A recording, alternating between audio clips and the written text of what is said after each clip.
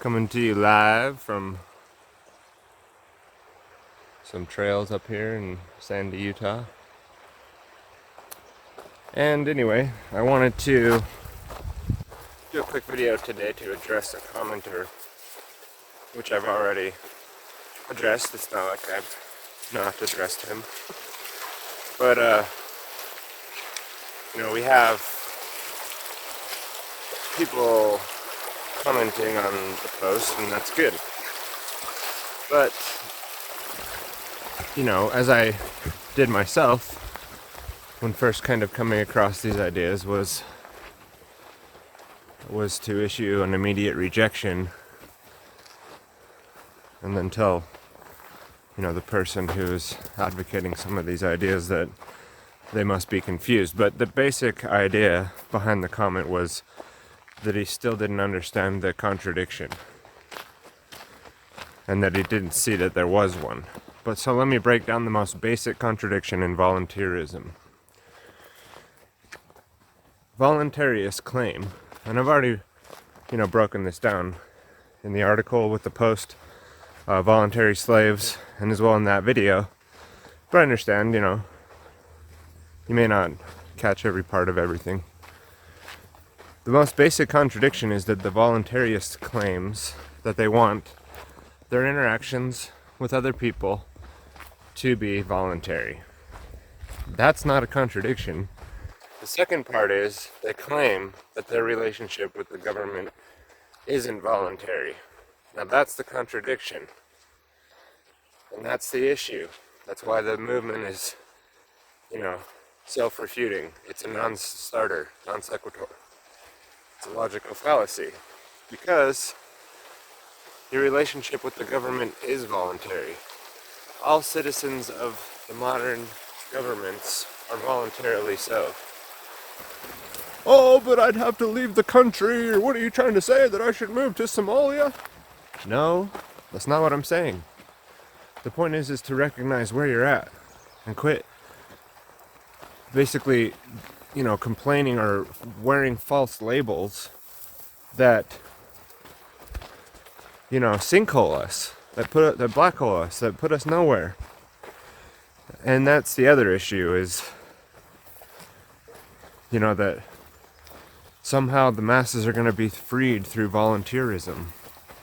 And this might be, the commenter, this might be the spark that sets off what's needed to get things going. And that's not true, because it's a non-starter.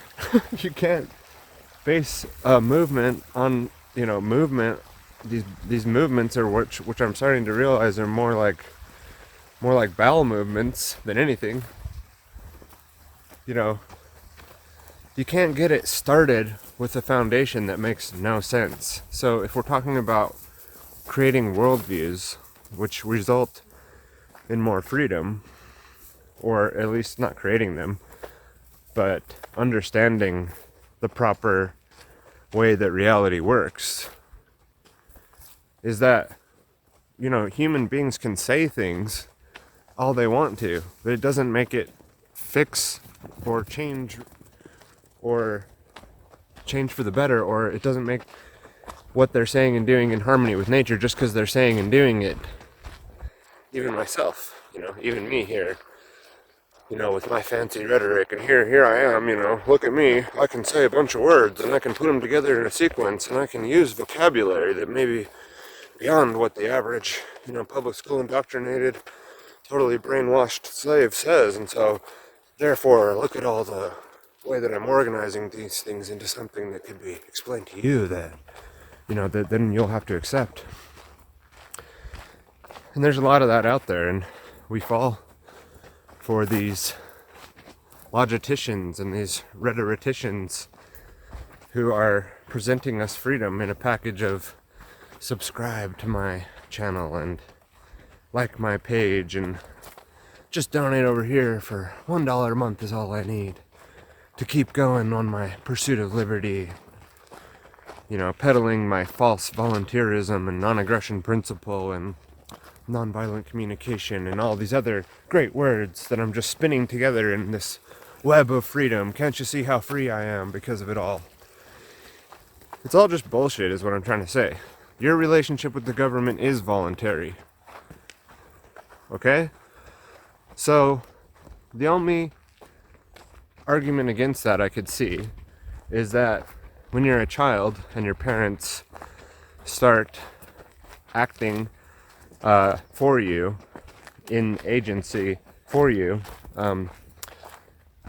creating birth certificates and other legal documents in your name, obviously the little 1-year-old, 2-year-old, or 1-day-old isn't going to have the ability to critically weigh and analyze these options and then make a decision if they want to, should I start volunteering to be a citizen of the United States? The little baby is not going to understand that. But later in life, as they get older and they start acting under that legal name, in participation with things like the driver's license, the draft, schooling, utility bills, things like that, those are all advocating that the fiction is correct and that it's okay to continue operating under this legal fiction that was created at birth as a United States citizenship, which therefore those actions are all voluntary. The voluntarists will claim that there's always a gun in the room and that it's all under duress and that under violence and coercion. It's not true. You don't have to, the parents don't have to sign their child up to be a citizen of the United States. They could give their child the ability to do that later, and you're always able to do it later, trust me. How do I know this? I'm not speaking from reading about it, I'm speaking from personal experience. That you're able to leave, and I know this isn't everywhere, but let's say you had enough forethought within the time that your baby was coming to make sure and position yourself into a hospital that would actually allow for something like this, because there still is such a thing. So in all ways it's still voluntary, because you don't have to live in New Jersey or wherever the hell you are where they're gonna basically lock you up if you don't vaccinate your kid or something. There's still places where it's not exactly, it's not completely mandatory or anything. So I understand that it's a complex issue, but the point is that to live under natural law and to obey the laws of God, the laws of nature, doesn't require a government to do it, and that's something that we should be trying to do, and not barking up a tree of someone that we did volunteer for their services with their social contracts and whatever, claiming that it's an involuntary thing. It's a lot deeper than that too. See, a lot of the words I'm using in the rhetoric are kind of coming out of the whole American patriot, libertarian, even the legal fiction straw man people, because that's where a lot of the rhetoric has been that I've been following in these last few years, and kind of going down the rabbit hole of these, like I said, the bowel movements. Oops, sorry. And I'm sorry it's so shaky, That's another thing this commenter said too. Well, you didn't get right to the point, so I haven't even watched the video, but thanks for writing the article. And I understand that too. It's like some people are able to watch videos, some people listen to audio, some people read articles. Personally, I'm like an article guy. I'm an audio guy, but I have found recently a way to put my articles into an app, read aloud or voice aloud, and I sync that with my Pocket app, which is really cool. So if I see an article I want to read, oftentimes I'm not in a position to sit down and read an article, especially if it's going to take a while. But with this, I can add it to Pocket. That syncs with voice aloud, and then when I go to the gym or go on a walk or I'm doing the dishes, I can just flip on my voice aloud, and there's a list created in queue of all the articles that I've queued up, and the robot reads them to me. So you have to be okay with the robot voice, but honestly it's a lot better than back in the days of like Windows 95, some of the programs I used to play around with like the robot readers. You know, I mean, the Android has done a fine job, the androids, of helping me out and learn more things, which is really what we should be using technology for, is for the betterment of ourselves, and a lot of that can be done through gaining wisdom, which isn't done through reading articles, but you do have to try to take in a wide variety of information, especially in the modern day, even if you're just trying to survive. There's a lot of moving things, a lot of moving parts, a lot of shifting scenery. And anyway, so back to the point of the way that of the voluntarism and the contradiction. I think I've already pointed out that the contradiction is you're claiming that the relationship with the government should be voluntary. But the point is that it is voluntary. To live under and obey man's laws is a choice. And a choice that we've all taken. I personally don't know anyone personally who's living under the laws of nature fully, under God's law, you know, following the commandments laid out in the Bible. I don't know one Christian who's an actual Christian. They all have two gods, which is impossible. They worship man's law and the laws of man, and they don't worship God's law. They may claim to, but you can't serve two masters. You can't serve two gods. and this is not like my personal philosophy or something, or belief system. You know, I'm not claiming that there's a white man in the sky. I mean, a white bearded man in the sky. Of course, you know, who knows what skin color he is. No, I'm just kidding.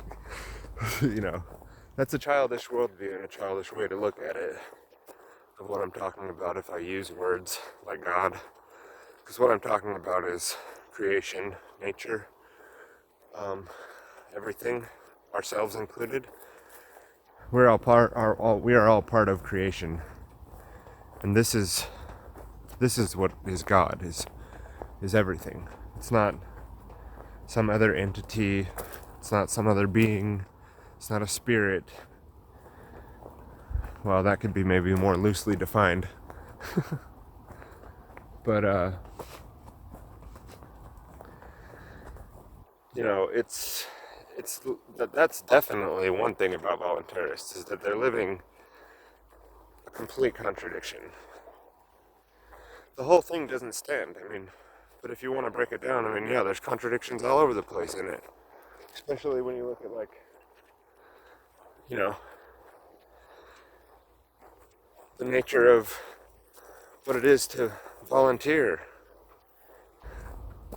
It doesn't even make sense, you know?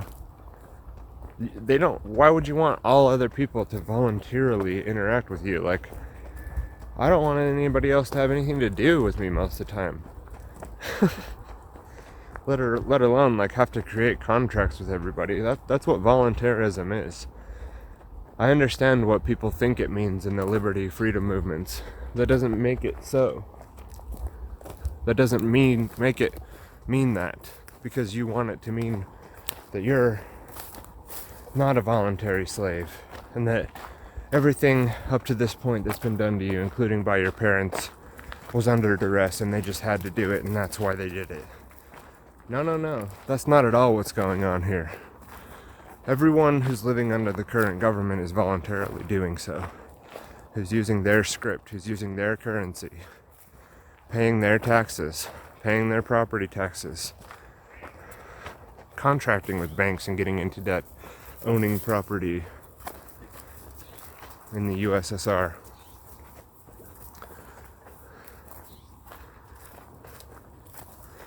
And I've not heard any other arguments against it. I mean, even this commenter, which I'm not like angry or anything, I'm not upset or something with this person. I just didn't hear any arguments. I didn't see anything that was actually refuting what I was saying. So I think the best thing to do in this situation is just realize that voluntarism is not what you thought it was, and that you can still move towards your personal development and freedom and just drop the volunteerism label. That's really what the idea is, with me pointing these things out, is just look how easy it is to say, oh, I was duped again and I'm wrong, and I'll move on now. And coming up pretty soon here, we're going to be doing some recording of the struggle for freedom, part 1 of falling into the movement traps. After that is part 2, the secondary matrix and the failed movements. So we'll be going over things like Occupy Wall Street, the 60s and 70s, kind of like hippie revolution, all the way back to like the French Revolution, things like volunteerism, anarchism, libertarianism, and just, how really what this all is the design of evil, basically. And the way that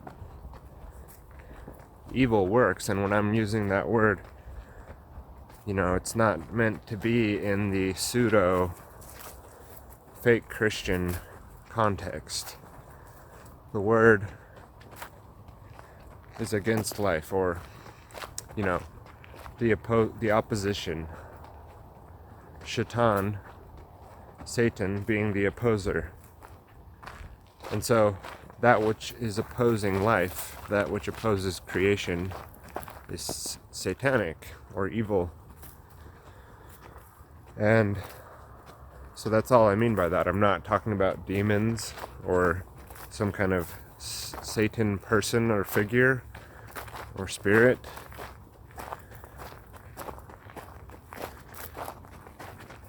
These are all man-made anthropomorphisms, where man will anthropomorphize nature into human-like qualities, hopefully just in order to understand it. But what ends up happening is people take it literally.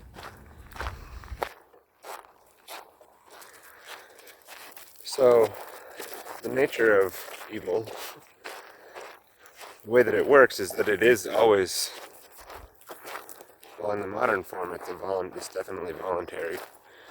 You have to give it up. It doesn't come and take it from you. You have to give up your freedom. You have to surrender. It's a contract that you sign. That's why ancient allegorical stories and mysteries and, in books like the Bible, it's always about the contract and your signature and that you have to sign the paper. Well, it's because it's always ultimately voluntary. And in this spiritual war, the devil, evil, the opposition doesn't come down and say, hey, I'm the opposition, and I'm here to take your rights away, or whatever, whatever people think. It's much more glamorous than that. And it masks itself in things like the Libertarian Party, right? Or anarchism, spiritual anarchism.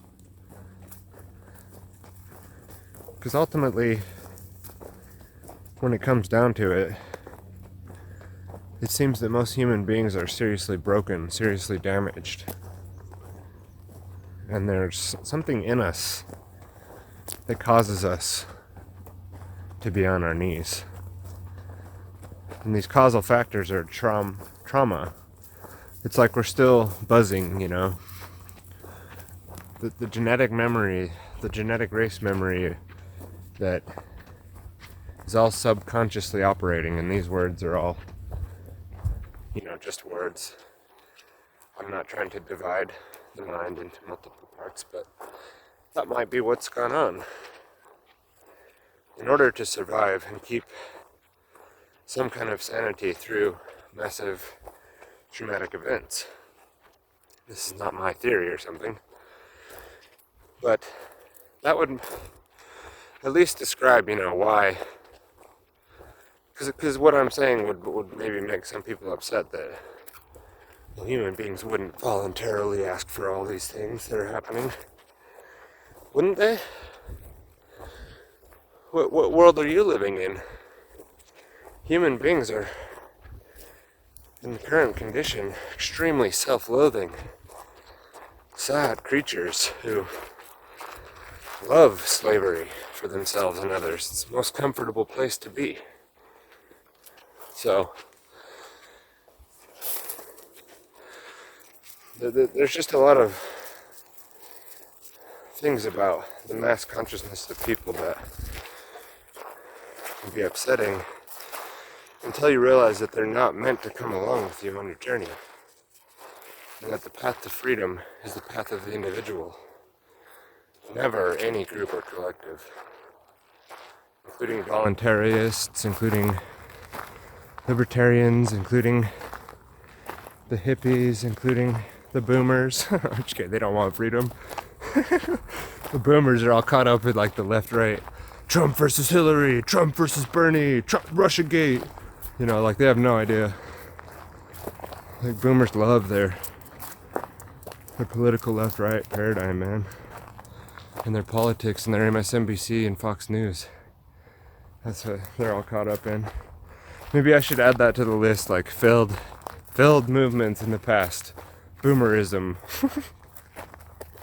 People that thought microwave ovens and flat screen TVs would save them. No, I'm just kidding, I don't know. People who thought wearing some Hawaiian shirts, Friday Hawaiian shirt Fridays and donuts, that's freedom. No, I'm just kidding. Boomers. Anyway, so we'll leave it there for today. We'll try to do some more content in the near future. This stick was really wobbly, and I think that like half the time it probably wasn't centered on me very well. So I apologize for that. But better get started with my day here. So everyone have a good one. Let me know what you think. Take care.